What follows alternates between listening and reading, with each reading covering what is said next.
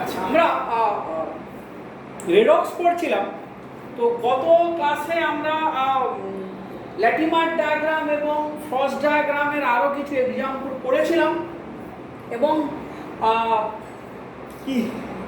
কিছু প্রবলেম আমরা খানিকটা করে দিয়েছিলাম আর খানিকটা তোদিকে করতে বলেছিলাম। যাবে, আজকে আমরা একটা প্রবলেম অন্য টাইপের সলভ করার চেষ্টা করব। তো এই প্রবলেমগুলো আর তোদের বইতে করে দেওয়া আছে। ধরো আরবি সরকারের বইয়ের দিয়ে দিচ্ছি 421 পেজ নম্বর থেকে দেখবি এই পার্টিকুলার টাইপ অফ প্রবলেমগুলো দেওয়া আছে। এগুলো খুব পরীক্ষাতে দেয়। কি সেই প্রবলেম? না, আমরা কোনো মেটাল আয়নের কমপ্লেক্স ফরমেশন রিঅ্যাকশন স্টাডি করব। মেটাল আয়নের কমপ্লেক্স ফরমেশন মানে ধর আমরা জানি যে Fe+3 আয়ন Cn এর সঙ্গে যোগ করে FeCN এর হোল 6-3 এরকম করে ফেরিসায়ানাইড কমপ্লেক্স তৈরি করতে পারে। 6Cn হবে অবভিয়াসলি। তো এইটা হচ্ছে মেটাল আয়ন, এদের বলছি আমরা লাইগ্যান্ড। তাহলে এটা হচ্ছে metal ion which is given Mn+, আর এইটা হচ্ছে গিয়ে তার লাইগ্যান্ড, আর এইটা হচ্ছে গিয়ে কমপ্লেক্স। এখন প্রশ্ন হচ্ছে লাইগ্যান্ড চার্জ হতে পারে, আনচার্জ হতে পারে। এই লাইগ্যান্ডটা চার্জ, আবার যেখানে অ্যামোনিয়া লাইগ্যান্ড হিসাবে কাজ করে এ কিন্তু আনচার্জড। তাহলে এই লাইগ্যান্ডের চার্জের উপরে ডিপেন্ড করবে কমপ্লেক্সের যে চার্জটা ফাইনালি সেইটা কি হবে। এইটা ডিপেন্ড করবে লাইগ্যান্ডটা চার্জ না তা আনচার্জড। আচ্ছা, তাহলে আমরা এই ধরনের কমপ্লেক্স ফরমেশনটাকে আমরা স্টেপ বাই স্টেপে ভাবতে পারি। কিরকম করে? ধর এরকম করে Fe+3 প্রথম একটা Cn এর সাথে যদি কমপ্লেক্স করে তাহলে FeCN তখন তার কি হবে চার্জটা +2। নেক্সট কি হবে FeCN এটা +2 +Cn- কি হবে FeCN এর হোল 2 এটা হবে প্লাস। এবারে আবার FeCN এর হোল 2 প্লাস Cn- এর সাথে আবার একটা জুড়লো, তাহলে কি হবে FeCN এর হোল 3 কোনো চার্জ নেই। এবারে FeCN এর হোল 3 এ আবার একটা Cn- এর সাথে জুড়লো, তাহলে কি হবে FeCN এর হোল 4-। তাহলে এরকম করতে করতে স্টেপ বাই স্টেপ একটা করে জুড়তে এরকম করে যাবে। তাহলে প্রত্যেকটা ইন্ডিভিজুয়াল যে স্টেপ, প্রত্যেকটা ইন্ডিভিজুয়াল স্টেপের একটা ইন্ডিভিজুয়াল ইকুইলিব্রিয়াম কনস্ট্যান্ট আছে। ইকুইলিব্রিয়াম কনস্ট্যান্ট মানে আমরা কি জানি K1 কি হবে, যেটা প্রোডাক্টের কনসেন্ট্রেশন ডিভাইডেড বাই রিঅ্যাকট্যান্টের কনসেন্ট্রেশন, আমরা এইটা হচ্ছে গিয়ে। তাহলে প্রত্যেকটা ইন্ডিভিজুয়াল স্টেপের এরকম করে K1 K2 K3 K4 ইত্যাদি ইত্যাদি থাকবে। তাহলে ফাইনাল রিঅ্যাকশনটা কি হবে এটসেট্রা। ফাইনাল রিঅ্যাকশনটা যদি জুড়ি Fe+3 6Cn- will be FeCN এর হোল 6-3। ফাইনাল যে রিঅ্যাকশন এর ফাইনাল কে ইকুইলিব্রিয়ামটা কি হবে, যদি এইগুলোর সাথে আমরা কোরিলেট করি তখন দেখতে পাবো কে ইকুইলিব্রিয়াম সমান K1 * K2 * K3 সবগুলোর গুণফলের সঙ্গে সমান হবে। তাহলে আলটিমেট ইকুইলিব্রিয়াম কনস্ট্যান্ট ইন্ডিভিজুয়াল প্রত্যেকটা স্টেপের যে ইকুইলিব্রিয়াম কনস্ট্যান্ট তার গুণফলের সঙ্গে সমান হবে। এটা তোরা বসিয়ে দিলেই পেয়ে যাবি, খুবই সহজ। এইটাকেই বলা হয় বিটা এন।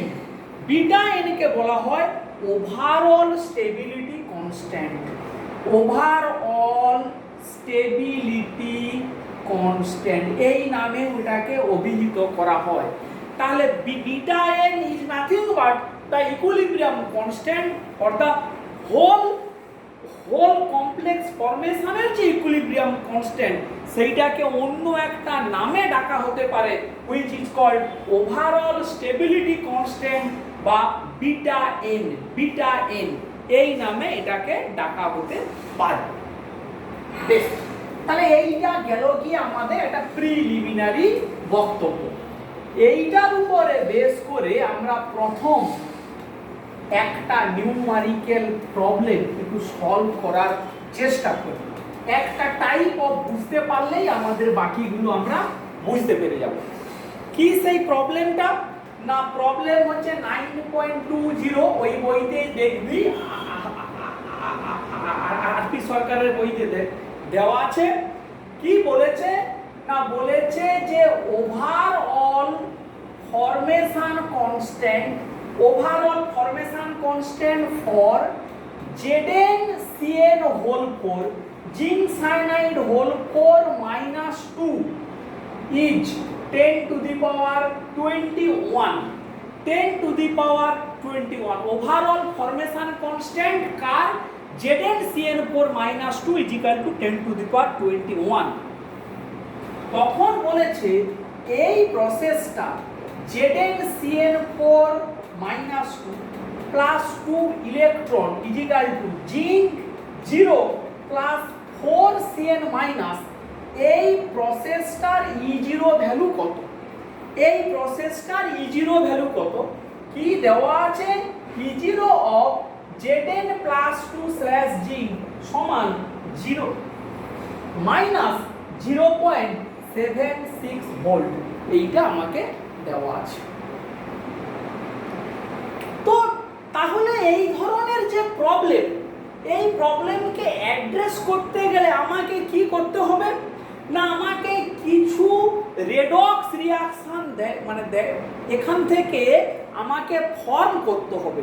কয়েকটা রেডক্স রিঅ্যাকশন আমাকে তৈরি করতে হবে, যে রেডক্স রিঅ্যাকশনগুলোকে যোগ করে বা বিয়োগ করে বা রিঅ্যারেঞ্জ করে আলটিমেটলি এই রকমই একটা রেডক্স রিঅ্যাকশনে আমাকে আনতে হবে।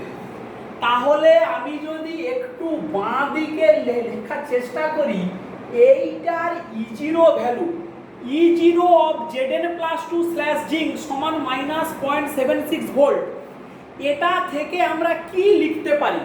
আমরা কি বলতে পারি Zn plus 2 electron is going two zinc, এই রিঅ্যাকশনটার E0 সমান -0.76 ভোল্ট, এইটা আমরা লিখতে পারি। বেশ, এইটা যদি আমরা লিখতে পারি, এই রিঅ্যাকশনের ডেল্টা G0 সমান কি হবে? -NF 2 × F × -0.76, এইটা ডেল G0, এইটা আমরা লিখতে পারি। বেশ, এবারে এইটা ফরমেশন কনস্ট্যান্ট ZnCN4 -2, এই কমপ্লেক্সটা কি করে ফর্ম হয়, তার রিঅ্যাকশনটা কি? না, আমরা পারি লিখতে Zn plus 2 plus 4Cn minus will be going to ZnCN4 -2। এইটা হচ্ছে গিয়ে এই রিঅ্যাকশনটার কমপ্লেক্সটা, এইটাকে আমরা এইভাবে লিখতে পারি। এটাকে এই রিঅ্যাকশনের overall stability constant beta N কত? 10 to the power 21। এই রিঅ্যাকশনের বিটা এন কত? Overall stability constant 10 to the power 21।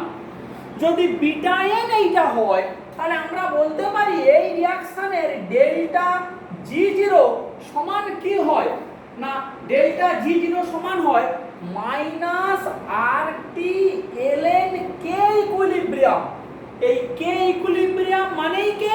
না, বিটা এন সমান লিখতে পারি -RT ln বিটা এন।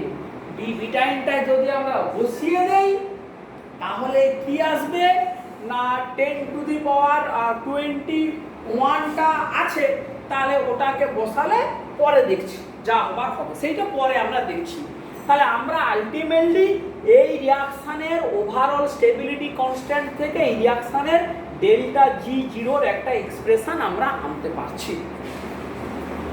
এবারে এই দুটো রিয়াকশানকে কিভাবে রিঅ্যারেঞ্জ করলে আমরা এইরকমই একটা আলটিমেট রিয়াকশান পেতে পারি। তাহলে এই রিয়াকশানের বাঁ দিকে দেখ কমপ্লেক্সটা আছে, এই সেকেন্ড রিয়াকশানের ডান দিকে কমপ্লেক্সটা আছে। তাহলে এই রিয়াকশানটাকে যদি আমরা ঘুরিয়ে দেই, এই রিয়াকশানটাকে যদি আমরা রিভার্স করি, দেখ ZnCN whole 4 minus 2 equilibrium sign দিলাম, দিয়ে কি লিখবো Zn plus 2 plus 4Cn minus. তাহলে এই রিয়াকশনের ডেল্টা G0 সমান কি হবে, পুরোটা উল্টে যাবে, মাইনাসের জায়গায় হবে প্লাস RTln বিটা n। এইটা আমরা লিখতে পারি। বেশ, এবারে দেখ এই রিয়াকশনে ডান দিকে কে আছে, G0। তাহলে এই রিয়াকশনটাকে যদি এরকম করে আমরা লিখি Zn plus 2 plus 2e, Zn plus 2e is going to Zn0, এর ডেল্টা G0 সমান কি minus 2 into f into minus 0.76। এই দুটো রিয়াকশনকে যদি আমরা যোগ করে দেই, Zn প্লাস 2 বাদ চলে যাবে, তাহলে ZnCN 4 minus 2 plus 2 electron will be going to Zn0 plus 4Cn minus। দেখ যে ইকুয়েশনটা দরকার সেইটাই আমাদের চলে এলো। তাহলে এই রিয়াকশনের ডেল্টা G0 সমান কি হবে, এই দুটোর যোগফল, এই দুটো যোগফল কি হবে RTln বিটা n সমান পারি লিখতে 2.303 RT log 10 to the power 21, 2.303 RT log 10 to the power 21। এইটা কি হবে প্লাস 2 ইনটু f ইনটু 0.76। এইটা দাঁড়ালো এই দুটোকে যোগ করলে, আর এর নিজস্ব ডেল্টা G0 কি হবে, এর নিজের ডেল্টা G0 সমান হবে মাইনাস NFE0। তাহলে এই দুটো ডেল G হবে সমান, তাহলে এখান থেকে হোয়াট ইজ N2, তাহলে বসিয়ে দেই minus 2 into F into E0 সমান, এইটাকে সলভ করলে কি হয় 2.303 into 21 into RT plus 2 into F into 0.76। এইটা দাঁড়ালো। তাহলে এবারে E0 ভ্যালু ক্যালকুলেট করতে হবে আমাকে। এইটাকে নিজেরা ক্যালকুলেট একটু করবি, করলে কি আসবে আমি সেইটা দিয়ে দিচ্ছি। এখানে E0 ভ্যালু ক্যালকুলেট করলে আসবে মাইনাস 1.381 ভোল্ট, মাইনাস 1.381 ভোল্ট। তাহলে এই রিয়াকশনটা, যে রিয়াকশনটা চেয়েছে তার E0 ভ্যালু এলো।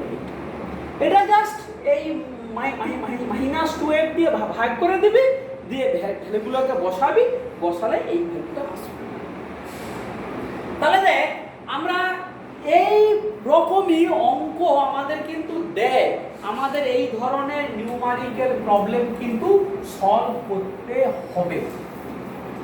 বেশ, একই রকমের আরো একটা প্রবলেম আমি দিয়ে দিচ্ছি, একটা প্রবলেম করিয়ে দিচ্ছি, বাকি প্রবলেম আরো দুটো দেবো যেটা তোদিককে করতে হবে, একদম এক টাইপের প্রবলেম। কি সেই প্রবলেমটা? সেই প্রবলেমটা হচ্ছে না আয়রন সিস্টেমের। কি না বলেছে যে E0 value of Fe+3 Fe+2 সমান 0.77 ভোল্ট। এইটা দেওয়া মানে বুঝতে হবে ফেরিক ফেরাস বেয়ার আয়ন মানে নেকেড আয়ন সিস্টেমের হচ্ছে গিয়ে এইটা, এবং কি দিয়েছে লগ বিটা 6, লগ বিটা 6 এরকমই একটা চিহ্ন দেওয়া আছে, এফিসিএন এর হোল 6 মাইনাস 3 সমান 31.0 সমান 31.0। আর কি দেওয়া আছে লগ বিটা 6 এফি এই যে ডট এফিসিএন এর হোল 6 মাইনাস 4 সমান 24.0। এরকম দুটো ভ্যালু দেওয়া আছে, দিয়ে বলেছে কম্পেয়ার করো এই সিস্টেমটা স্ট্রঙ্গার অক্সিডাইজিং এজেন্ট না ফেরিস সায়ানাইড এফিসিএন এর হোল 6 মাইনাস 3 এফিসিএন এর হোল 4 হোল 6 মাইনাস 2 এই সিস্টেমটা স্ট্রঙ্গার অক্সিডাইজিং এজেন্ট। মানে ferric Fe plus 3 Fe plus 2 মানে ফেরিক স্ট্রঙ্গার অক্সিডাইজিং এজেন্ট নাকি Ferris cyanide stronger oxidizing agent, এইটা আমাকে কম্পেয়ার করতে বলেছে। তার মানেটা কি? তার মানে আমাকে বেসিক্যালি এই সিস্টেমের E0 ভ্যালু বের করতে হবে। তাহলে E0 ভ্যালু ফেরিক ফেরাস দেওয়া আছে, আমাকে E0 value ferric cyanide ferrocyanide বের করতে হবে।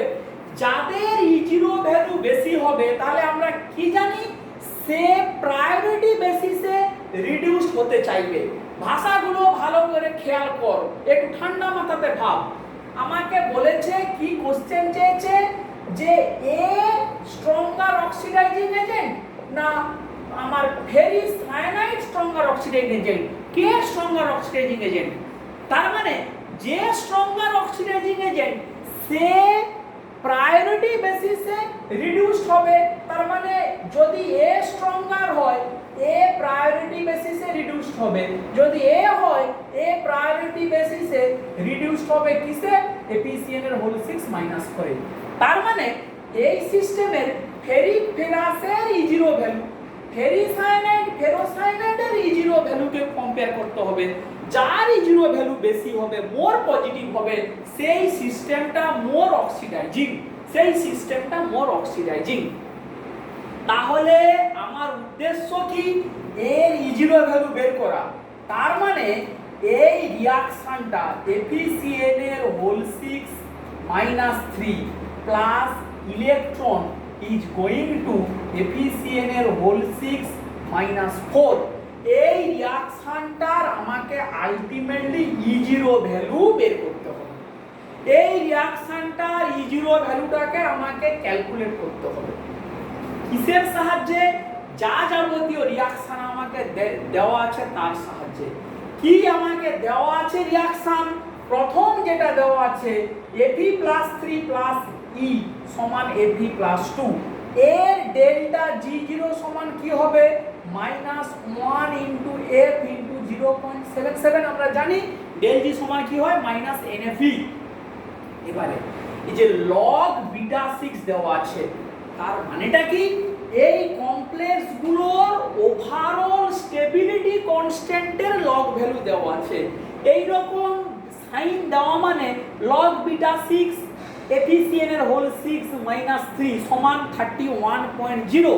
তার মানে যেটা দেওয়া আছে এই কমপ্লেক্স ফরমেশনের ওভারঅল যে স্টেবিলিটি কনস্ট্যান্ট তার লগ ভ্যালু। তাহলে আমি যদি এর ফরমেশনটাকে লিখি কি হবে Fe+3 plus 6Cn minus equilibrium sign F C N এর হোল 6 মাইনাস 3, এর ডেল্টা G0 সমান কি হবে -RT-ln-K। -RT-ln-K সমান কি লিখতে পারি -2.303 RT log K। এই log K মানেই কি log বিটা 6। তাহলে log K মানেই হচ্ছে log বিটা 6। তাহলে সেইটাকে আমরা যদি বসিয়ে দেই তাহলে কি হবে -2.303 RT × 31। RT into 31। এইটা আমার প্রথমেই যে আমার তো বেরিয়ে গেল। আচ্ছা, নেক্সট আমরা কি করব না ফেরোসায়ানাইড। তাহলে Fe plus 2 plus 6Cn minus equilibrium sign FeCN এর হোল 6 মাইনাস 4। এর ডেল্টা G0 কি হবে? একই রকমই মাইনাস RT কে সমান মাইনাস 2.303 RT log কে মানে এর log বিটা 6 সমান কত 24 সমান মাইনাস 2.303 RT ইন্টু 24। এইটা হয়ে গেল। এবারে আমাকে কি এই তিনটে রিঅ্যাকশন 1 এই 2 3 এই তিনটে রিঅ্যাকশনকে এমন ভাবে সাজাতে হবে যাতে আমার এই রিঅ্যাকশনটা আসে। আমার উদ্দেশ্য হচ্ছে এই রিঅ্যাকশনটাকে এস্টাবলিশ করা। তাহলে প্রথম কি এই রিঅ্যাকশনের বাঁ দিকে কে আছে আমি তাকে লক্ষ্য করব। কে আছে না FeCN এর হোল 6 মাইনাস 3। তাহলে এখানে আমার এইটা আছে, এটাকে যদি উল্টো করে লিখি তাহলে কি হবে FeCN এর হোল 6 মাইনাস 3 ইকুইলিব্রিয়াম সাইন কি হবে Fe plus 3 plus 6Cn minus. এই রিঅ্যাকশনের ডেল্টা G0 তাহলে কি হবে সাইনটা ঠিক উল্টে যাবে 2.303 RT ইনটু 31। বেশ, এবারে চিন্তা কর এই রিঅ্যাকশনের ডান দিকে কোনো ফেরিক নেই, তাহলে আমাকে কি করতে হবে এই রিঅ্যাকশনটাকে যোগ করতে হবে। তাহলে বাঁ দিকে ফেরিক এলে ওই ফেরিকটা বাদ চলে যাবে। তাহলে Fe প্লাস 3 প্লাস ইলেকট্রন সমান Fe প্লাস 2। এইটাকে যোগ করলে এই ফেরিক ওই ফেরিক বাদ চলে যাবে। তাহলে এর ডেল্টা G0 সমান কি হবে -1 ইনটু F ইনটু 0.77। এই দাঁড়িয়ে গেল। এবারে দেখ এর ডান দিকে কে আছে Fe প্লাস 2। এর ডান দিকে ওরকম Fe প্লাস 2 নেই, তাহলে আমাকে Fe প্লাস 2টাকে এদিকে আনতে হবে। তখন কি লিখব Fe plus 2 plus 6Cn minus, তাহলে কি হবে FeCN এর হোল 6 মাইনাস 4। এই রিঅ্যাকশনটা এর তাহলে ডেল্টা G0 সমান কি হবে ডেল্টা G0 সমান -2.303 RT ইনটু 24। এই তিনটে রিঅ্যাকশনকে যোগ করে দে। ঠিক দেখ Fe প্লাস 3 কেটে গেল, 6টা CN কেটে গেল, Fe প্লাস 2 কেটে গেল, কি থাকলো FeCN এর whole 6 minus 3 plus E will going to FeCN এর হোল 6 মাইনাস 4। এইটা আমার ঠিক দাঁড়িয়ে গেল। তাহলে এই রিঅ্যাকশনটার এবারে এইখানে যদি আমি ক্যালকুলেশনটা জাস্ট দেখিয়ে দেই, এই তিনটেকে যোগ করলে এর কি আসবে ডেল্টা G0।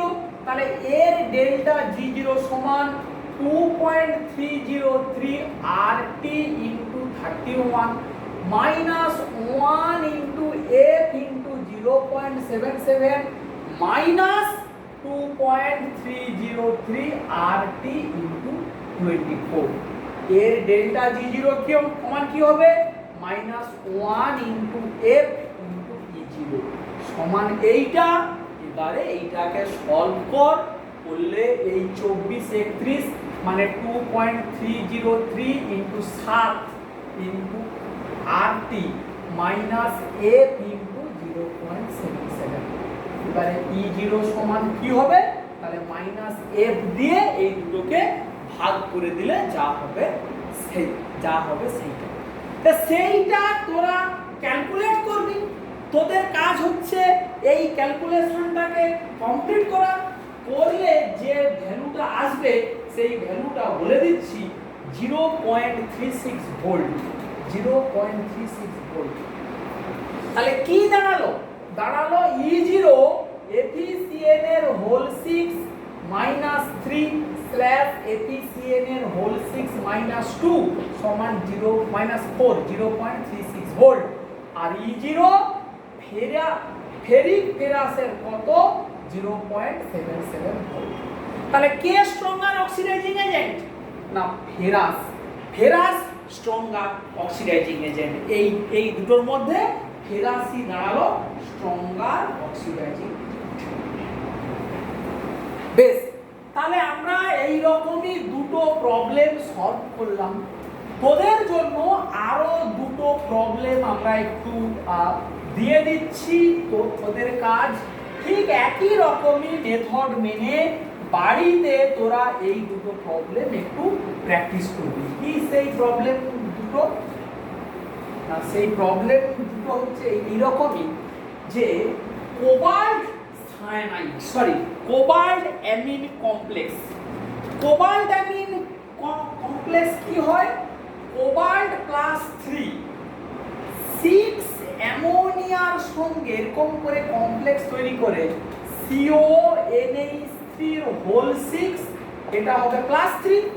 একই রকম ভাবে কোবাল্ট প্লাস 2 6 অ্যামোনিয়ার সঙ্গে কমপ্লেক্স করে কোবাল্ট অ্যামিন হোল 6 প্লাস 2, এরকমই কমপ্লেক্স হয়। উপরের কমপ্লেক্সটা কোবাল্ট যখন প্লাস 3 স্টেটে, তার লগ বিটা 6, এই 6 মানে এই যে মানে হেক্সা লাইগ্যান্ড 33.7, এইটা লগ বিটা 6 এর ভ্যালু কত হয় 4.9। এরকম দুটো ভ্যালু দেওয়া আছে। আর কি দেওয়া আছে, E0 cobalt plus 3 cobalt plus 2, এই ভ্যালুটা দেওয়া আছে 1.84 ভোল্ট। 1.84 ভোল্ট। কি বের করতে হবে, E0 cobalt amine whole 6 plus 3 slash cobalt amine plus 6 plus 2 এর E0 ভ্যালুটা কত, মানে কমপ্লেক্স অবস্থায় এইটার E0 ভ্যালু কত। বা একই কথায় কে স্ট্রঙ্গার অক্সিডাইজিং, কোবাল্ট প্লাস 3 না হেক্সা অ্যামিনো কোবাল্ট প্লাস 3, এদের মধ্যে কে স্ট্রঙ্গার অক্সিডাইজিং এজেন্ট সেইটা বার করতে হবে। বেশ, এইটা একটা প্রবলেম আমরা দিলাম।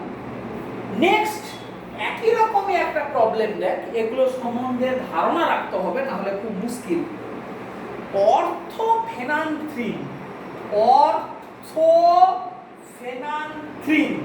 এইটা অর্থোফেনানথ্রোলিন, অর্থোফেনানথ্রোলাইন, এইটা একটা লাইগ্যান্ড।